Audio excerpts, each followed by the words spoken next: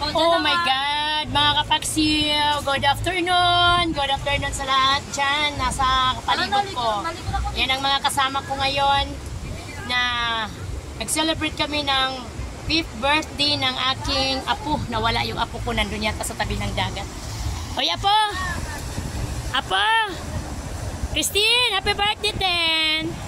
Ba't namangot-mangot man yan? Oh, sige na, kay pagpag natin yung mga damit ninyo para mawala yung mga buhangin. Sige na, sige na, sige na. Ayan, magluluto muna ako mga kapaksiw ng aming pananghalian. Kanina, nag-almusal na kami. Ano lang, yung buhay-buhay lang na almusal yun. Dahil, medyo excited din naman kayong maligo kanina kaya wala nagluto ng almusal. Wala kasi kaming wala kaming kalandala na maayos. Ang kala namin, teka-teka lang din. Kaya, ngayon nakikisaing kami doon sa may-ari ng beach. Yes, mga kapaksiw, ayan na. Hanap ka dyan, anak.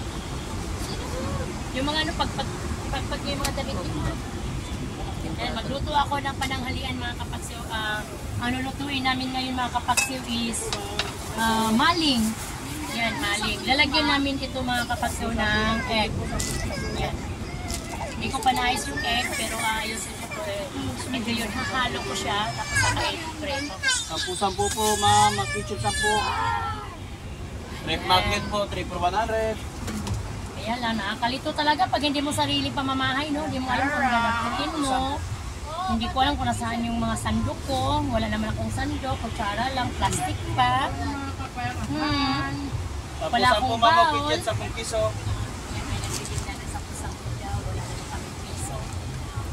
Na po.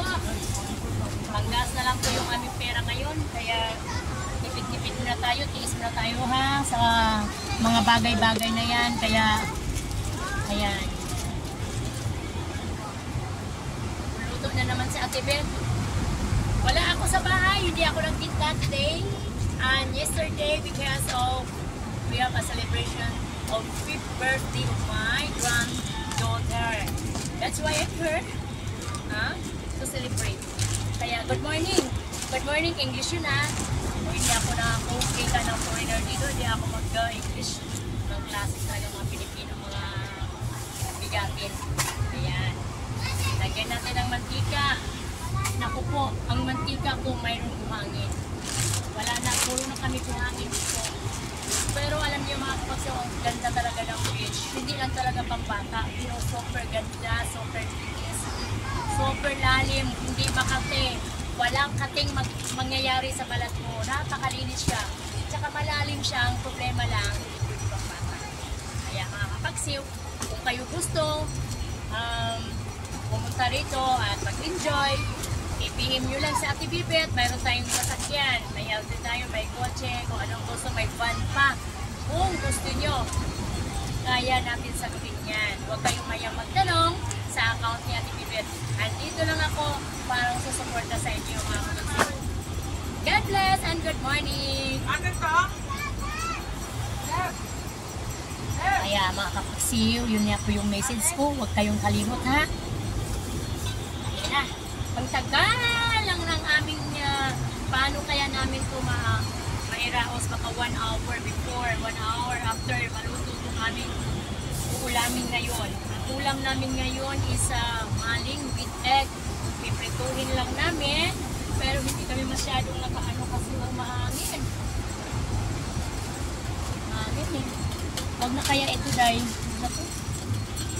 kasi lalong huwag na lagyan ng egg.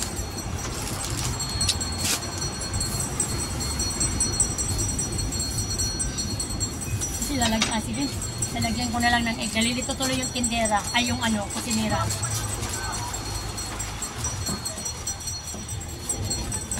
Egg. Dito kami sa Bulinaw. Bulinaw Beach Resort ng Bulinaw. PM kayo kapag gusto niyo ha. Kasi maganda dito. Hindi makati ang tubig, malinaw at malalim. Hindi pwede sa bata. Pang matanda lang.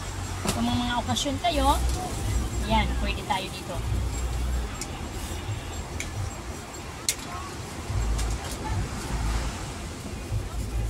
Kaya mga kapaksil, ito na yung uulamin namin na yun. Yan. Yan. Yes. Yes. Yan. Grabe. Yan. Lutuin na natin ito mga kapaksiw. Yan. Lalagyan natin ng egg. Yan ang egg natin. Yan. Mga kapaksiw, go! And good morning today. Is June 15.